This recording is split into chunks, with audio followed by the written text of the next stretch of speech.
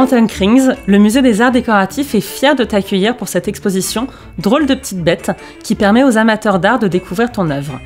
Cette promenade dans ton imaginaire présente tes originaux ainsi que 500 pièces des collections du musée ou de prêts exceptionnels du musée du Louvre, du musée d'Orsay, de la BNF ou du Victoria and Albert Museum. Je suis ému que mes illustrations puissent trouver leur place dans l'histoire de l'art et dialoguer avec les œuvres de grands maîtres anciens qui m'ont inspiré, mais aussi celles d'artistes modernes et contemporains. Adam et Ève, de l'atelier de Cranach, est un chef-d'œuvre de nos collections, où le paradis est symbolisé par le jardin, grande et éternelle source d'inspiration pour les artistes. Chez Maurice Denis, j'admire le travail de la couleur, de la touche, de la lumière. Cette vibration entre les couleurs vives et les couleurs éteintes est vraiment extraordinaire.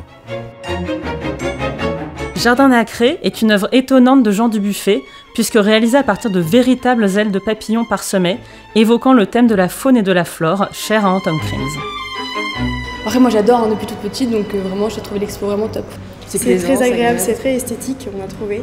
Et qu'en plus, étant donné que l'expo est riche, il y a beaucoup d'œuvres de comparaison. Et il y a un tas de choses passionnantes qui ne sortent pas de lui. Il y a pas mal d'œuvres d'inspiration que je regardais, je me disais mais c'est tellement éloigné de ce qu'il a fait lui après. Donc, en fait, il y a énormément de parallèles par rapport à la vision de la nature et des jardins à travers l'art, l'histoire de l'art. Ça pousse à imaginer, à chercher les liens et regarder plus en détail.